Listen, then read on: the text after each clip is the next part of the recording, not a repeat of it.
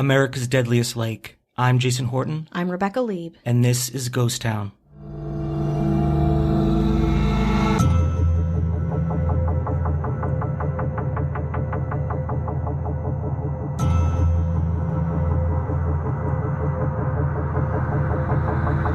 Labor Day weekend is the traditional end of summer on Lake Lanier. So far this year on that lake, 11 people have drowned or died in boating accidents. While it may not seem like a lot of numbers, that's the average, with hundreds of lives lost since the lake was formed in the 50s. Okay, 60 miles from Atlanta is Lake Lanier. It's the largest lake in Georgia. An estimated 11.8 million people visit each year for recreational activities, swimming, fishing, whatever, boating. Normal, right? Well, it's also the deadliest lake, haunted and probably cursed. Does that interest you? So it's a greatest hits of bad lake. It's a holy trinity of terror with this lake. And again, it is the largest lake in Georgia, huge vacation spot, which still exists along with it having what we'll get into, just travesty after travesty.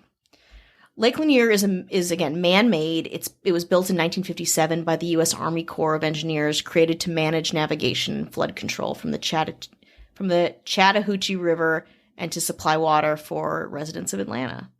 But the creation of the lake was fucked up from the very beginning. It took 5 years to fill the lake to the intended water level, and while that was happening, the government purchased all the land around it. It was about 50,000 acres of farmland that displaced more than 250 families, 15 businesses, and relocated, wait for it, 20 cemeteries along with their corpses to accommodate the lake's parameter. What could go wrong? Yeah, exactly. Also, 20 cemeteries? That's insane. That's so, I know, 50,000 acres is a lot, but it seems like a high density of cemeteries. I don't know. I'm not a cemetery pro, or am I? The lake was filling, buildings and roads were flooded and abandoned, which creates this water world type of a situation on the lake's bottom. The bottom of the lake, we'll put some pictures up on Instagram, is super eerie. It's like there are completely constructed towns with roads and walls and houses and even some grave sites that are just submerged in water and have been since the 60s. It's nuts. It's like this exists and someone's pontoon boating upstairs. It's got a little Atlantis down there. Yeah, exactly. So just a baby Atlantis where people die. No big deal. Not only that, an estimated 675 people have died in the lake, and not all the bodies have been found. Did a little math, Jason, you're going to like this. And that's almost one death per month per year since Lake Lanier was made in 1957. Let's get on to the hauntings too, shall we? No, deaths first. Hauntings first, deaths first. Let's start with the deaths. The Law Enforcement Division of the Georgia Department of Natural Resources reported a total of 145 drownings and 57 boating fatalities at Lake Lanier from 1999 to 2018. For comparison, Lake Allatoona, which is northwest Georgia, hosts about 7 million people, and from 2015 to 2018, Allatoona accumulated a total of 16 lake-related deaths compared to Lake Lanier's 43. So, okay, great. It's got that up on it too. Richard Stever, a frequenter of the lake, said he's witnessed a very large number of accidents that seem incredibly strange. Quote, "For some reason, this lake seems to claim a lot of people every year, regardless of the season. Fishermen have gotten hurt, boats have been capsized." On July 19th, 2012, 11-year-old Kyle Glover, who happened to be the son of R&B singers Usher's ex-wife, Tamika Foster, I don't know if you remember this, was struck while riding an inner tube by a family acquaintance riding a jet ski and was rendered brain dead. Although doctors struggled to save his life, he died 2 weeks later on July 21st and was taken off of life support. A 15-year-old friend of the boys was also seriously injured in the same incident, but ultimately recovered, thankfully. But just to give you a little bit of a death sampler with Lake Lanier, let's just go to last year, 2019. I'm going to tell you some of the deaths that happened in May, June, and July of 2019. On May 9th, 2019, 2 boaters went missing after a boat crash. The body of one boater, 59-year-old Branislav Pesech, was recovered, but the second body has not been found. On Memorial Day weekend, 2 deaths occurred on the lake less than 24 hours from each other. The body of 30-year-old Reginald Whitehead of Perry was located around 10:45 p.m. on May 25th at Shoal Creek Park, followed by 61-year-old Michael Thompson just after midnight near his boat dock in the 5400 block of Pine Forest Road. On June 30th, a 28-year-old man, Corey Brown, died after jumping in Lake Lanier to save a distressed friend. The man was said to have jumped into the water and never appeared again. Sonar devices and a plane were used in the search, but nobody was found. On July 11th, the father and son who'd been pulled out of the water alive died. Inexplicably, the son in the hospital on July 18th, and the father the next day. The day after that, a woman riding a water scooter crashed into one of Lake Lanier's docks and died from her injuries. Again, that's just a sampling. Weird deaths close to shore, people being pulled in, even drivers who lost control of their vehicles go careening off the roads to crash into the water. There are various stories of boats hitting something in the water, only for it to turn out that there was absolutely nothing there, boats or other watercraft capsizing for no apparent reason, and sudden, dangerous, rogue waves that seem to come from nowhere without warning. Of course, I hit up the Lake Lanier Reddit for some personal stories. This is from Midwest Product.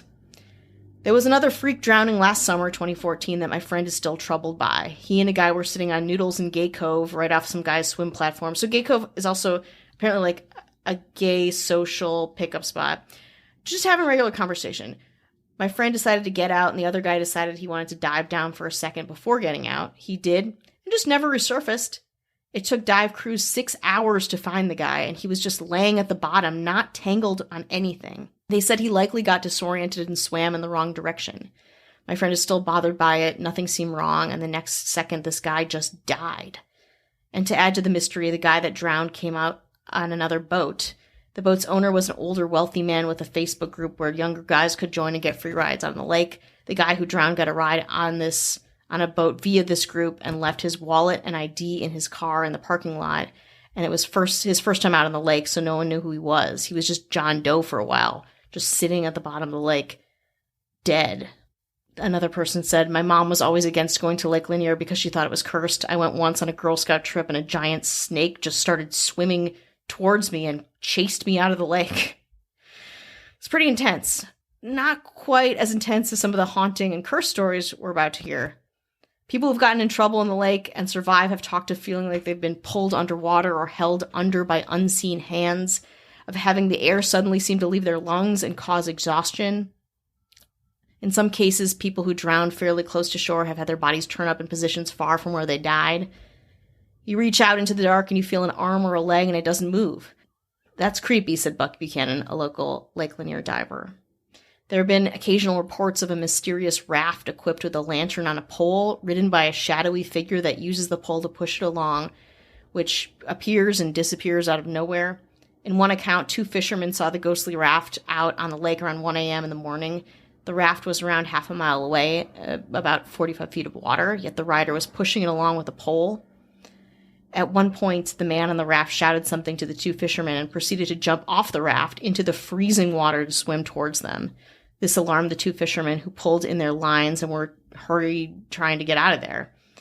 Then the lantern on the raft abruptly went out. When the fishermen shone their boat's spotlight out across the water, there was no raft and no man. Then there's the case of Georgia man Kelly Nash, 25, who went missing from his home in Beaufort on January 5th, 2015. Early that morning at 4 a.m., he awoke with flu-like symptoms, like coughing and sneezing, and told his girlfriend that he felt terrible and should probably see a doctor. He left, and his girlfriend went back to bed. At 7:30 a.m., she awoke to find that Nash was gone and had not taken his wallet, car keys, or ID with him. When Nash still had not returned that evening, police were called in and discovered that a 9mm pistol was missing from Nash's house, but none of his other belongings were missing or out of place. A massive search ensued involving authorities, family and friends, and a $50,000 reward. 1 month later, guess what? Nash's body, decomposed, was found in Lake Lanier by a fisherman. He was still wearing his pajama pants and dark shirt that he'd had on when he went missing. His body had no trauma to it except for a single gunshot wound to the head, and it's not been solved. Let's take a little break now. Today's episode is sponsored by Payoff.com. You've tried balance transfers and budgeting, but high interest rates and unrelenting bill cycles make it almost impossible to get out of credit card debt on your own. Instead of another new savings technique, you need a clear path out of debt, and that's what a payoff loan can do. A payoff loan is a personal loan backed by member-centric credit unions designed to help you pay off your credit cards. With rates as low as 5.99 APR and loan amounts up to $35,000 with no hidden fees and personal customer service support from Payoff to help you reach your financial goals. Some of the benefits of a payoff loan may also include potential credit score boost, 1 monthly payment, and savings from lower interest rates. Go to payoff.com/ghosttown to learn more. Checking loan rates won't affect your credit score. Try something new. Pay off your credit card debt with Payoff. NMLS ID number 1396805. Not all applicants may qualify. Loans only available within the United States. Loan is not available in all states. Payoff works with lending partners who originate the loans. Additional terms, conditions, and eligibility requirements may apply. More information is available. Go to payoff.com/ghosttown. We have a new mayor. New mayor time. Silent Sam. Ooh. Chris Wick, still in the house. Brandon Gaddis, still in the house. Mm-hmm. Now, Silent Sam. Ooh, mysterious. Very mysterious. Shadowy figure. I like that. We need a mayor that we don't know much about. Yeah, it's keeping us all on our toes. I don't know if you can hear. We have an earlier curfew we just found out. We just got an alert. So we are doing this right under the wire. Yeah, barely under the wire. Through this. We're right under the wire, but we hope you're safe. Yeah. And we hope your loved ones are safe, and friends and people you care about, and you're holding it together. Let me tell you another case around Lake Lanier. 16-year-old Gainesville high school student Hannah Truelove went missing from her apartment complex close to Lake Lanier on August 24th, 2012. The following day, Hannah's body was found in a wooded area by the lake by another resident of the complex. The girl had been stabbed multiple times, but not fatally, and she had not drowned. Making the case even creepier was a series of tweets Hannah had made on Twitter shortly before her death that expressed general discontent with her life at the apartment complex and her fear of a stalker, with one chilling tweet allegedly stating, "So scared right now." Hannah's father would later claim that his daughter had seemed normal and happy up until her death. Hannah Truelove's death remains unsolved. Probably the most notorious case of Lake Lanier is the case of Delia Parker Young. In April of 1958, Delia Parker Young worked at Riverside Military Academy. Her and her friend, Susie Roberts, headed off to Three Gables in Dawsonville, Georgia, in Susie's 1954 Ford for a night out. Just a couple of girls having some fun, but they never came home. A subsequent investigation into their disappearance discovered that they had visited a gas station that night and left without paying. The only clue left at the scene was a set of skid marks across the road suggesting the car had skidded off the Lake Lanier Bridge and into the lake below, but no vehicle was found. Divers who were brought in to search for the car were unable to locate it due to poor visibility in the murky water and the masses of sheared off tree trunks and litter on the lake's bottom. For 18 months, police were unable to find any clues or traces of the women or the car. But then a fisherman named C.A. Simpson found a decomposed body that had floated up from the lake. It wasn't positively identified at the time and was missing 2 toes from the left foot and both hands. It was never ascertained just why the body was missing its hands or toes or what seemed to cause the death. With no way of knowing if the corpse was that of Delia, it was eventually buried in an unmarked grave in Alta Vista Cemetery in Georgia. The body of Susie Roberts and the car remained a mystery. Fast forward to November of 1990, with the construction of an expansion of Lake Lanier Bridge. It was then the construction crew uncovered a rusty 1954 Ford and inside, the remains of a human body. The car had been hidden with tree trunks, mud, other types of things, and it was in 90 feet of water down a steep slope. The body was decomposed to the point of being unidentifiable, but the belongings found in it, including a purse, rings, and watch, were able to conclusively prove that the body was that of long-missing Susie Roberts. In light of this discovery, it was concluded that the other body had indeed been Delia Parker Young, so the headstone of her grave was changed accordingly, and Susie Roberts was buried next to her. Although the deaths of Delia Parker Young and Susie Roberts were mostly forgotten, the case gave birth to one of the most persistent and frightening local legends of the lake. Since Delia Parker Young wore a blue dress on the day she went missing and was missing her hands when she was found, It is said that many people see a ghostly young woman dressed in a blue dress and missing her hands walking up and down the length of the Lanier Bridge. According to those who claim to have seen the ghost, which had since become known as the Lady of the Lake, Delia's restless spirit seems to be searching for her missing hands. Another, like, Lady in Blue. Yeah, Lady Lady is always Lake, very chilling. Like, yeah, there's so many other insane freak accidents and deaths that make this lake so terrifying. Why do people go there to vacation? It's because people like you are talking about it and you know, promoting it. I guess the Lake Lanier marketing team. I mean, is it like, makes me want to go. Care of this. Yeah. But are most people like us? No, I don't know. I don't know. It's hard to say. I think I like this lake from afar. I don't know if I would want to take a jet ski on it. You know what I mean? And you love jet skiing, so that's one thing to know about me. I love to jet ski.